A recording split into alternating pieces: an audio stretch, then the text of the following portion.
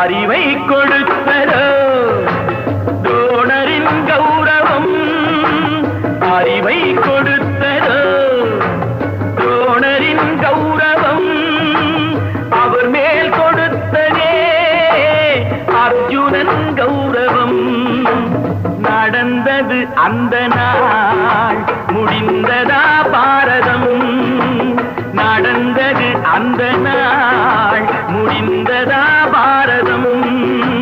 நாளைய பாரதம் யாரதன் காரணம்? நீயும் நானுமா?